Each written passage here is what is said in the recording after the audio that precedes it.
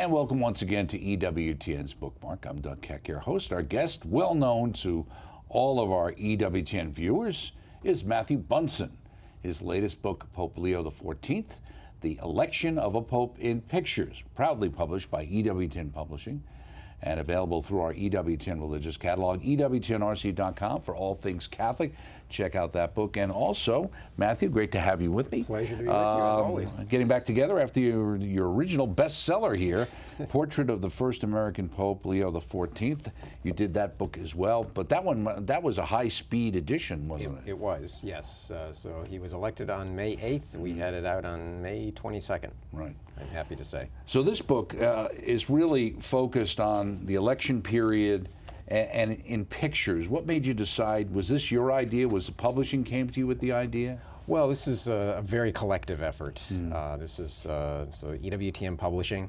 It's a book that I think we can be very proud of. Really, what it is a record. It's a celebration of not just the election of Pope Leo XIV, but really a timestamp for everything that happened during the Sede Vacante, during the interregnum. It's a celebration of the Pope, as I said, but it's also a celebration of continuity.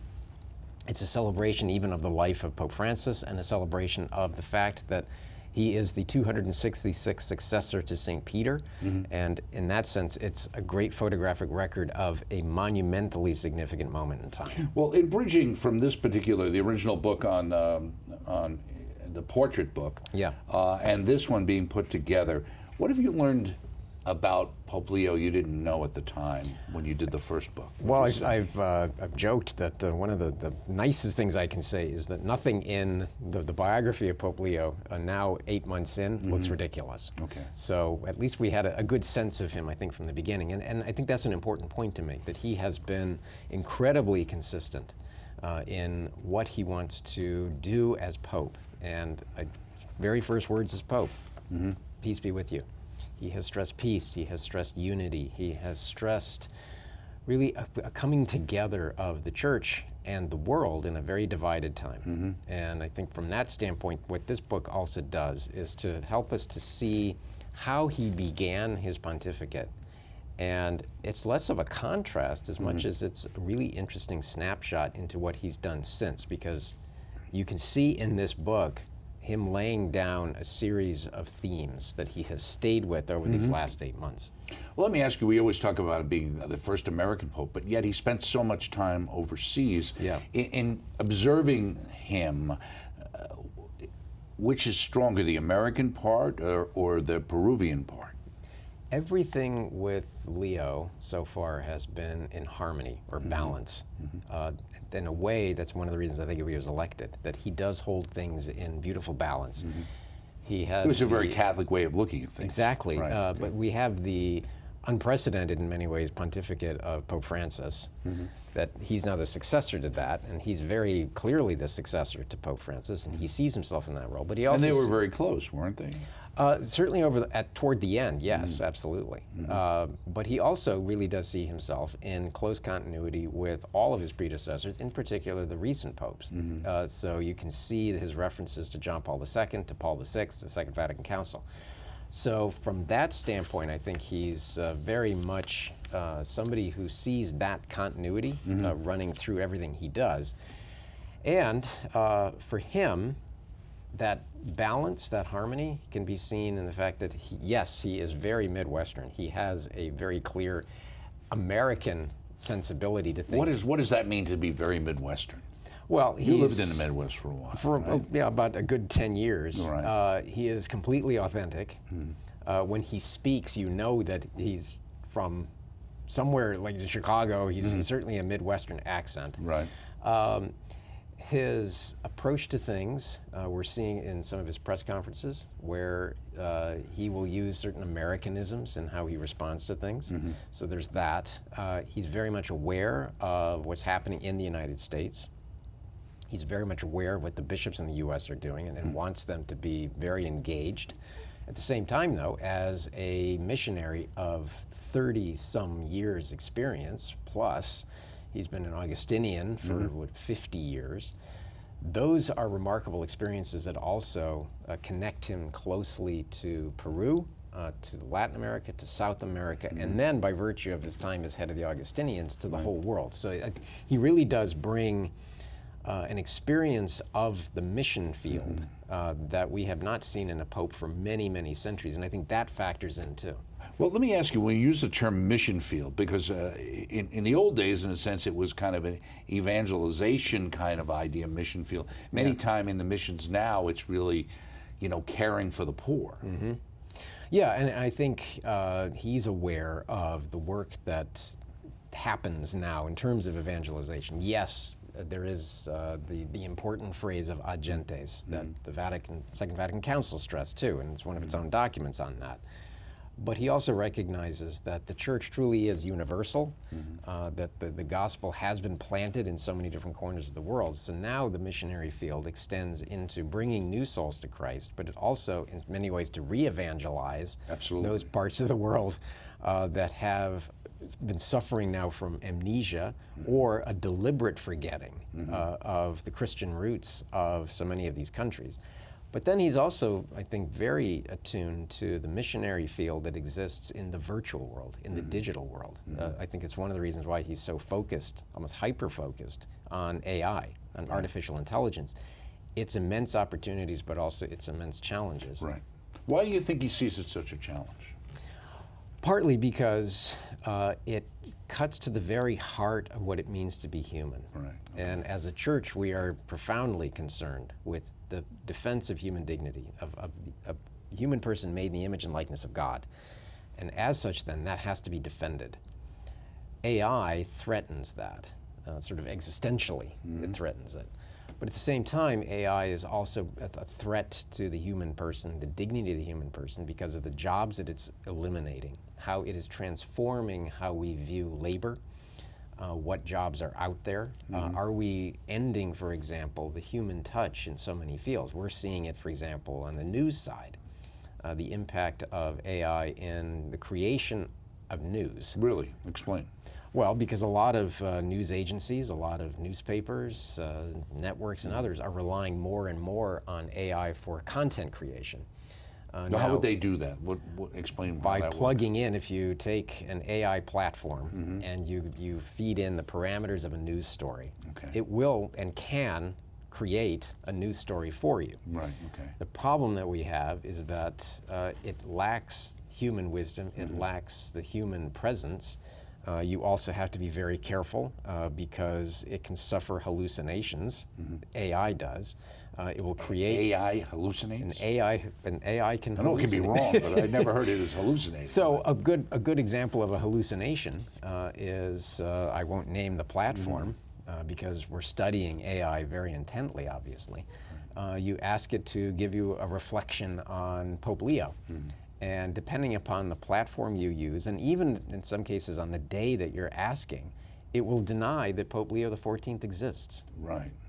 So I heard about that. There are gaps in what AI can do for you. And if we lose the capacity to oversee that, if we lose that human touch, the ability to edit it, to proof it, to fact check it, we've already seen on a fairly regular basis how stories have been generated by AI and are published, and the newspaper in question or the news outlet in question realizes that they had just made a catastrophic mistake in its reporting because of its AI use. Well, it reminds me of when we first had spell check, and people would put stuff out and say, well, it got spell checked. Yeah, but it's still wrong. Yes, exactly. Did you read it? Right. Did you go back and double check it and make sure what it's saying was correct? Right. Did you read it? Right. And we lose that human touch, that human dimension to it. And that is always going to be a problem, no matter how advanced AI gets. So in breaking down this particular book, it's broken down into 5 main sections: the death of the Pope, Pope Francis, the vacant see, the sacred conclave, the first days of Leo, and then installation of the new Pope. Why did you decide to start with the death of Pope Francis? And in a sense, you lay out a format for people in the future to understand how this process really works. Exactly. The sede vacante begins, as it must, either with the death or the resignation of a pope. That has happened now in the last 2 So there's popes. some people who you hear called that at times even today. Why are they called that?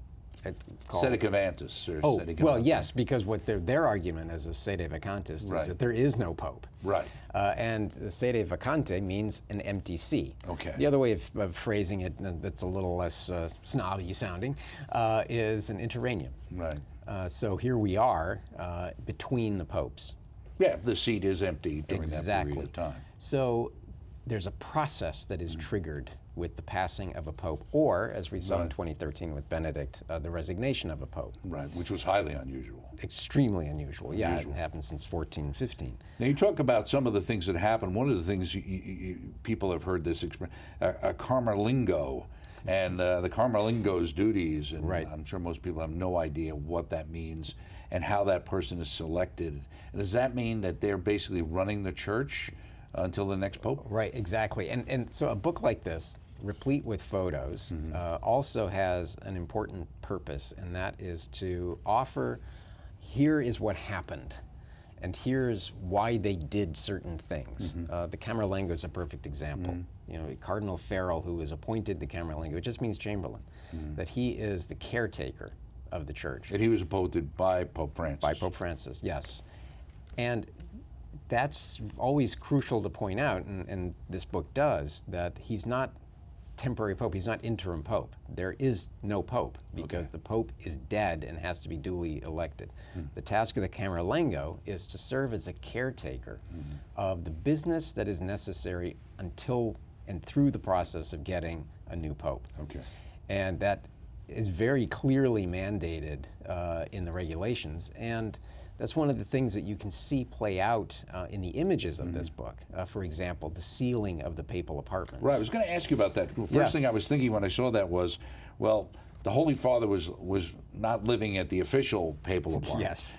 So it was interesting to see they actually closed up both. They right? did, yes. Okay. So it was a lot of wax being used because. And why did they do that? Well, because it is the official sealing of the residence of the Pope. So in other words, the Pope is dead.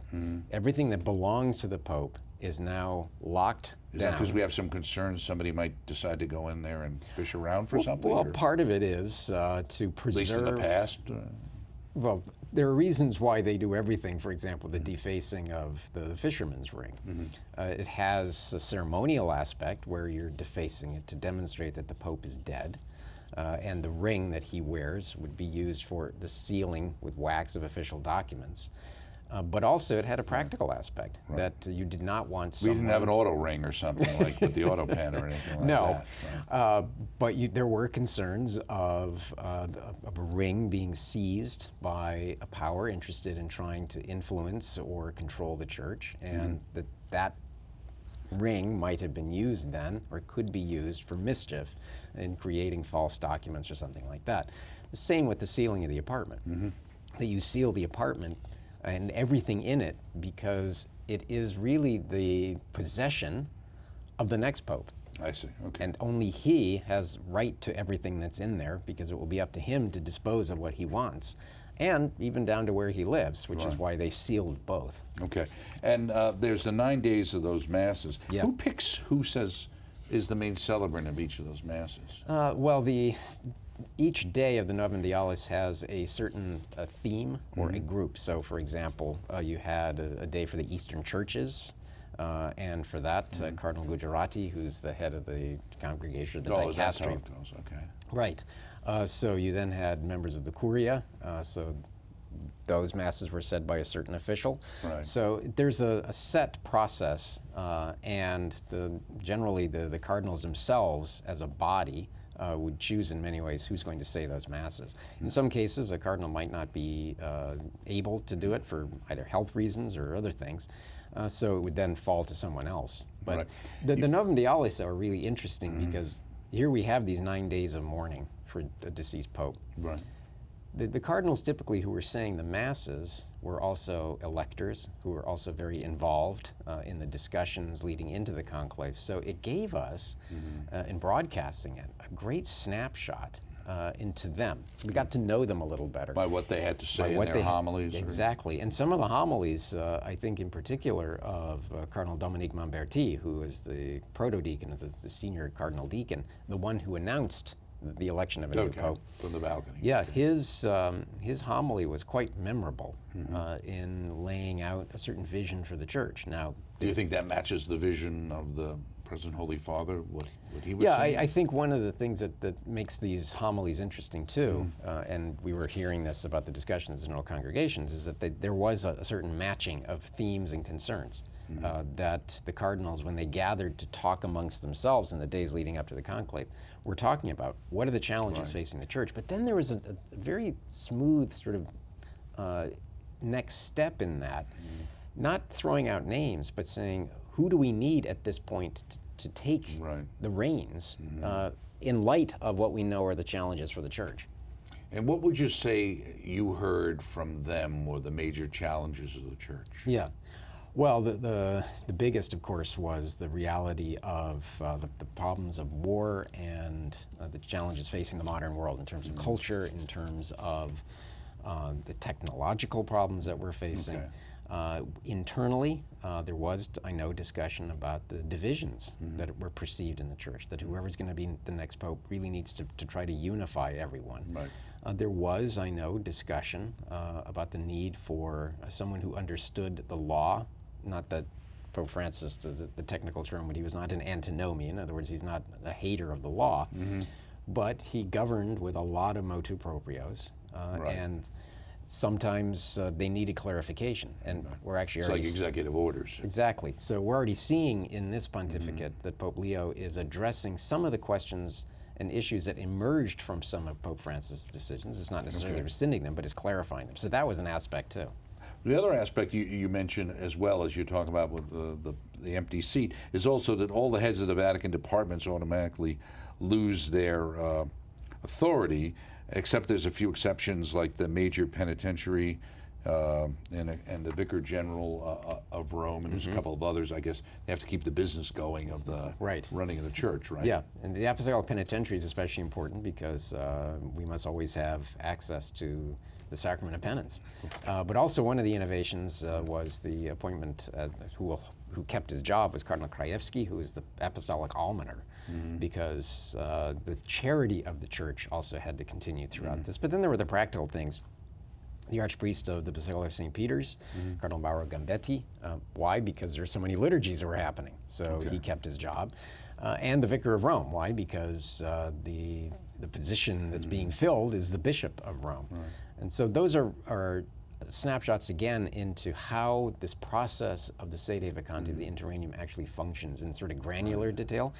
It's interesting, but it also makes it work. Right, makes you understand. Another moving custom, you say, during the Sede Vacante is the great bell of St. Peter's Basilica fell silent, only to ring out joyously when the new Pope was elected. So from the time he died till the new election, you didn't hear them. Yeah, I mean, that was also one of the great innovations of recent years, where because there was sometimes confusion about what color the smoke was. Right. Granted, this time around... what does gray mean? Exactly. And I can remember distinctly a lot of confusion a few conclaves ago. Right. But there was also, in this one, great billows of white. I mean, whoever put the little packet together to burn the ballots... Yeah, there was not going to be any question. There was no question. But they introduced the innovation of the bells ringing to make it very clear that the Pope had been elected. Especially for people who maybe weren't directly there, too. Right. Absolutely. In the Sacred Conclave, you talk about that. You say, inside the Sistine Chapel, each cardinal took an oath of secrecy and fidelity, proclaiming in Latin, I pledge, swear to observe faithfully and scrupulously the prescriptions, the Apostolic Constitution, Universal Dominici Gregis. I can't speak Latin, as you can tell. I'm like I speak English. But so they pledge this kind of secrecy, but yet it seems like, at least right after, if not a few months later, we start to get a lot of inside information. So how does that jive with everybody taking this secrecy vow? Well, Pope Leo himself on his press conference on his way back from Lebanon actually talked about, he said, I'm not going to divulge any secrets of the conclave. But, and then he talked about what it was like to know that he was about to be elected. I think there's a fine line that is often walked by the participants, and that is an expression of what it was like for them personally. I see. Okay. to sit through this type of an experience. And they will share anecdotes about their neighbor, perhaps. I know Cardinal Filoni talked about spending some time with then Cardinal Prevost at the start of the conclave, and what that was like, and then to watch him be elected Pope. They are generally very careful, about divulging, well, say Cardinal Parolin had so many votes after the first ballot, and then perhaps dropped like a rock, if you just theoretically, the way of describing it. That would be inappropriate. Certainly. Doesn't mean it didn't happen. It doesn't mean it didn't happen, but we know two things with certainty, that the cardinals voted on at least four ballots that we know, and at the end of the day, Robert Francis Cardinal Prevost was elected Pope Leo XIV. That we know with certainty, and that means also that he received more than 89 votes. How many he got at the end? Because you need, what, 2/3? Yes, a 2/3 majority. And that's in many ways enough. We know that the 2/3 at least of the cardinals elected him Pope, and he probably had very close to it on the third ballot of that second day, so at the end of the morning. That's important because the cardinals didn't seem to be in that much of a hurry to get back to the Sistine Chapel, so I think there was a delay, which caused a little bit of confusion, and it's mentioned in the book, about when the burning of the ballots happened. So it was actually on the fourth ballot, not the fifth, as many of us had surmised, or at least considered a possibility, because there was this long lag from the morning vote to when they actually did the white ballot, the burning of the white smoke, because it took a little while for them to get started, apparently. Those are the types of details. Was that because there was a certain amount of discussion about where things are going? And yeah, I think everyone knew that, this is our guess anyway, that he was firmly in command of the vote, and that there was at that point an inevitability to his election, which we know has happened in a number of other conclaves. I think, for example, the one in 2005 with the election of Pope Benedict, and the election of Pope Francis. So once inevitability happens, there was clearly a consensus that built rapidly around him, and I don't anticipate that we're going to have too many cardinals who are divulging exactly what the vote was. Especially because this wasn't what one would term a particularly contentious conclave. Now, obviously, I don't want to downplay what's the most important thing, which is the beautiful pictures that are in this book. How did you get access to these?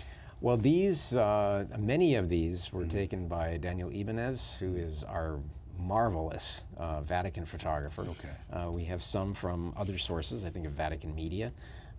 And then the big task is sort of curating hundreds and hundreds of images. Did you work on that? I was very proud to help in some of the selection and some of the text and editing and other things. It's just a pleasure and a privilege to be able to take part in this project. The selection of images, though, is really the heart of the book. And I think we can be very pleased with what ended up in this book, because it's very faithful to the goal of the book, which is to provide a snapshot, this moment of great history that people can have forever. And great images you really have of Pope Leo, obviously. One of the things that struck me, too, that you mentioned in the book when Pope Leo first emerged, etc., is a certain amount of reverence and even a little bit of tradition. Why did you make those points? Well, because I think Pope Leo was making a point right from the start of his pontificate, that it was not a rejection of Pope Francis, who very famously eschewed a lot of the things like the red mozzetta. That was his style, that was his personal preference. Leo could have done the same thing. When you're elected, laid out before you in the room of tears are the cassocks, usually in 3 sizes, small, medium, and large, and then all of the other options that you have. And so it was a deliberate choice on his part to wear the mozzetta, the beautiful scarlet, the red mozzetta of the popes, and the stole. That was his choice. So if it tells us that that was his choice. And what he was trying to do, I think, was to anchor himself in continuity with all of the popes. Not just Francis. Not just Francis. And Right. he has certainly stayed very faithful to some of the great traditions of the popes. Right. He's planning to move back to the Apostolic Palace. He goes back on a regular basis to Castel Gandolfo. He apparently loves being there. The great traditions, for example, of wearing the mozzetta at general audiences or at meetings, audiences with heads of state. Right. He's very specific about when he wears a stole versus when he doesn't, depending upon what the circumstances are.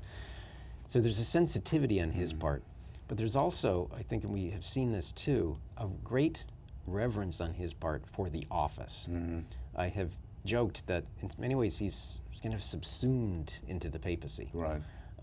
Father Raymond de Souza wrote, less Robert, more Peter. And Which is what you hope you get. Exactly, yeah, With precisely. every pope, actually. His liturgies then are also very reverent because he loves good, reverent, faithful liturgy. And it's not a contrast to previous popes, it's who he is and who he wants to be. And we unfortunately, we're out of time. I'm also interested in his recent comments about the Synod in relation to Germany. There was some interesting comments about that. People could check out EWTN News to find out more about that. Thank you so much, Matthew. Always a pleasure. Pope Leo XIV, The Election of a Pope in Pictures, a great follow-up to his prior work as a portrait book. And this is EWTN Publishing and available through our religious catalog. I'm Doug Keck. This has been Bookmark. We'll see you next time. Thanks.